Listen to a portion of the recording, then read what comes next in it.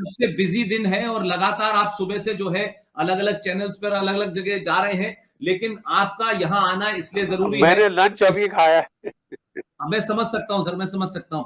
तो एक तो आपका बहुत-बहुत शुक्रिया कि आपने इतना समय निकाला और आप बिजी हैं, लेकिन सबसे बड़ी बात यह है कि आपका शुक्रिया भी करना है इसलिए कि आपने हमें जो क़यादत दी, जो नेतृत्व दिया, जो लीडरशिप दी और इस लीडरशिप के अंदर आपके रहते हुए हम लोगों ने इस मुहिम को आगे बढ़ाया और आपने हमें फ्रंट से लीड किया और आपकी ये मुहिम आप कई जगह फ्रंट पे लड़े। आपने पूरे सोशल मीडिया के ऊपर हम लोगों को गैल्वेनाइज किया। आपने कोई मुझे लगता है पिछले 6-7 साल में जितनी भी आपने स्पीचेस दी, हर स्पीच में आपने लगातार जो है इस बात का जिक्र किया कि भाई ये जो इंडिया गेट है, इस इंडिया गेट के ऊपर जो है कैनोपी के अंदर सुभाष चंद्र बोस की मूर्ति लगनी चाहिए और आप इस तरीके के मुद्दों को आपने उठा करके पूरे देश को एक तरीके से जागृत किया और आज वो खुशी का दिन है और मैं समझता हूं कि इसमें प्रधानमंत्री नरेंद्र मोदी के बाद अगर किसी भी आदमी को सबसे ज्यादा मुबारकबाद देनी चाहिए, उस शख्स का नाम है मेजर जनरल जीडी बख्शी साहब। आप इस घटना के ऊपर क्या कहेंगे और आपका मन आज क्या सोचता है और क्या आप इससे आगे क्या सोचते हैं? मेजर जनरल जीडी बख्शी साहब अपनी बात रखिए।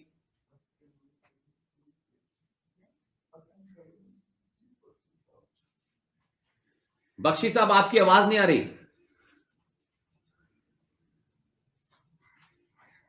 बख्शी साहब की शायद को आवाज नहीं आ रही।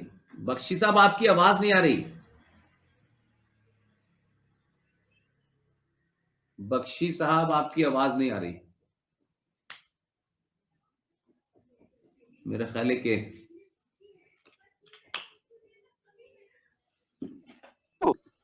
बख्शी साहब, हाँ बख्शी साहब, जी जी जी जी, आप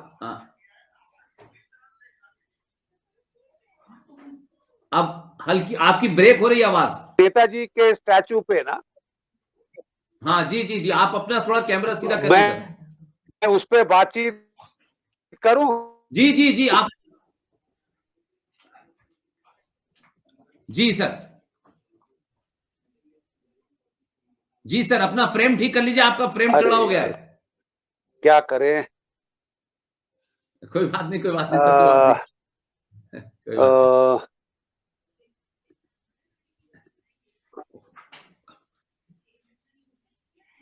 जी जी, हाँ जी बोलिए सर, बोलिए। सिर्फ आपका फ्रेम टेढ़ा हो गया, लेकिन बोलिए। दुनिया रहा हूँ है।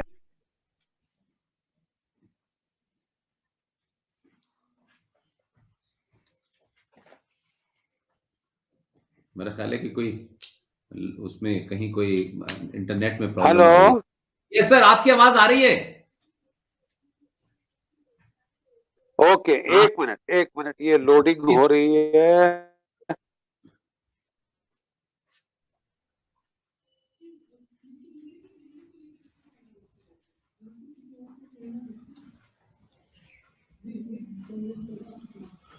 थोड़ा सा वो, क्योंकि इस बख्शी साहब सुबह से लगातार बैठे हुए हैं तो थोड़ा थक भी गए होंगे।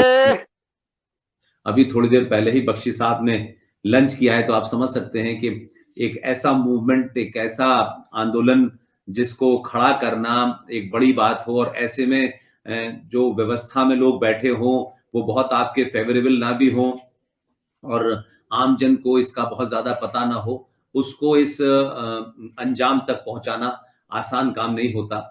और बख्शी साहब ने उनकी इस उम्र में जो उनकी जो आवाज है, उनका जो स्टेमिना है, वो इतना जबरदस्त है कि इस सब के बावजूद भी वो कभी इस बात से नहीं घबराए कि ये पता नहीं होगा या नहीं होगा और कभी भी हम लोगों के अंदर कोई मायूसी उन्होंने नहीं आने दी कि हम ये मुहिम कामयाब नहीं होगी। और आज के बाद तो मुझे लगता है कि जिस तरीके से अभी पिछले कुछ दिनों पहले आपको पता होगा कि हम एक और मुहिम चला रहे थे और उसमें मैं 5-6 साल से लगातार उसको बोल रहा था कि ये जो 14 नवंबर को जो बाल दिवस मनाया जाता है, इस बाल दिवस की 14 नवंबर से क्या रिलेवेंस है, ये कभी किसी की समझ में नहीं आया।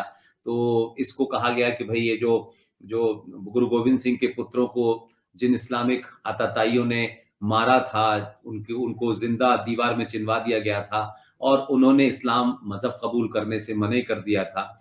ऐसे बहादुर बच्चों के जो शहादत हुई, उनकी जो उनको उनका कत्ल हुआ एक तरीके से, वो 26 दिसंबर को सरकार जो है बाल दिवस घोषित करे। और ये आवाज कहां से कहां पहुंची हम नहीं जानते, लेकिन इस बात की भी खुशी है कि सरकार ने आने वाली जो हमारी नस्लें हैं, जो जनरेशन है, उसको उसको कम से कम ये मैसेज दिया कि भाई भारत का अगर बाल दिवस बनना है तो 26। जी बख्शी साहब आप आ गए, आप बोलिए सर, आप आज के दिन में क्या कहेंगे?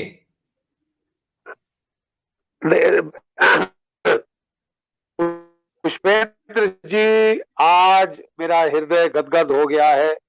कई आंखें पथरा गई थी, जबान लड़खड़ा गई थी। कितनी सरकारों को हमने हाथ जोड़ा, निवेदन किया कि आप नेताजी को मेन स्ट्रीम में लाइए। हर चावड़ी बाजार में उनका बेचारे लोकल लोग वहां के मिलके श्रद्धा पूर्वक उनके लिए वो स्टैचू बना देते हैं। लेकिन कोई सरकार ने अभी तक इजाजत नहीं दी कि किसी राष्ट्रीय स्थल पर उनका जो है स्टैचू आ सके, क्योंकि यहाँ तो केवल एक परिवार के लिए वो रिजर्व्ड था। महात्मा गांधी की समाधि के लिए सैकड़ों एकड़, इंदिरा गांधी की समाधि के लिए सैकड़ों एकड़ वगैरह वगैरह, नेहरू के लिए प्लानिटोरियम, वो सम्मान नहीं दे पाया ये देश जो उनका हक बनता है। ये 125वीं वर्षगांठ है नेताजी। शुरू किया हुआ था सिग्नेचर कैंपेन, जिसके जी तहत जी हम प्रधानमंत्री मोदी जी को डायरेक्ट अपील कर रहे थे कि देखिए ये एक रिक्त स्थान है इंडिया गेट के पीछे और भारत के राष्ट्रीय थाली छतरी है। कभी वहां पे किंग जॉर्ज 5 आजादी के बाद बहुत सही किया लोगों ने कि उस मूर्ति को हटा दिया, क्योंकि वो मूर्ति किंग जॉर्ज 5 की किंग्स वे पे। किंग्स वे अब एक आजाद भारत का, एक आजाद गणतंत्र का राजपथ ठीक है। और वो स्थान देखिए रिक्त रह गया। मुझे लोग बताते हैं, ये कहां तक ठीक है सही ये तो दस्तावेज बताएंगे, लेकिन लोग बताते हैं कि कोई 3 दशक पहले इंदिरा गांधी की एक मूर्ति बनाई गई थी और उसको लोगों ने वहां फिट करने की कोशिश करी, अपना अपना लॉयल्टी दर्शाने के लिए इत्यादि इत्यादि। लेकिन जोश में आकर जो मूर्तिकार था उसने मूर्ति इतनी बड़ी बनाई कि वो उस छतरी के नीचे फिट नहीं हो पाई। तब से साहब ये स्थान रिक्त पड़ा है। आजादी के बाद 75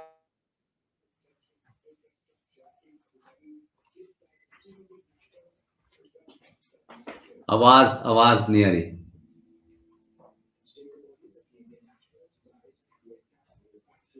बख्शी साहब की आवाज चली गई है क्योंकि नेटवर्क का बहुत इशू है। और बख्शी साहब उस घटना की बात कर रहे हैं कि वहां पहले ये हुआ कि गांधी जी की मूर्ति लगाई जाए, फिर गांधी जी की मूर्ति नहीं लगी, फिर इंदिरा गांधी की लगाई जाए, फिर लोगों के आक्रोश की वजह से वहां वो मूर्ति नहीं लगी। लेकिन जॉर्ज पंजम वहां से हटा दिए तो गए, लेकिन आज भी दिल्ली में सबसे बड़ा पार्क उनके नाम से है और वो वहां मौजूद है। इसलिए ये कहा जाए, क्या कहते हैं कि ये अभी आखिरी है, बल्कि मैं समझता हूं कि ये लड़ाई और ये आंदोलन अलग अलग शक्लों में अभी चलेगा आगे। और बख्शी साहब का बराबर वो कनेक्शन में प्रॉब्लम है।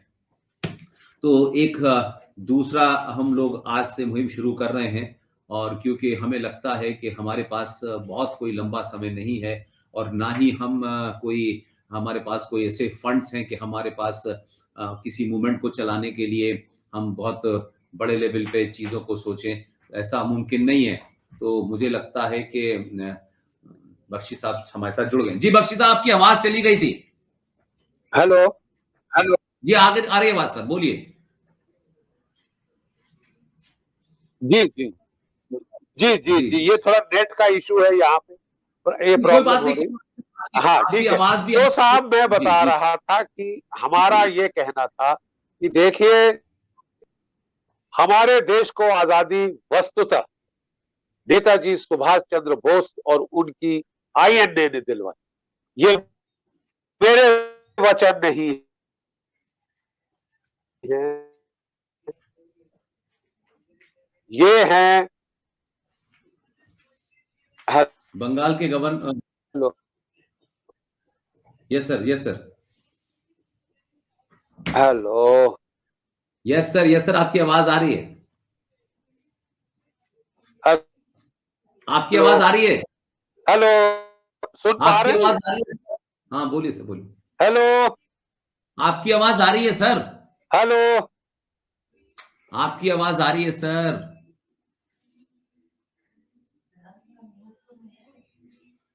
आपकी आवाज आ रही है सर, वहां पे कोई आपके आपके एंड पे प्रॉब्लम है सर।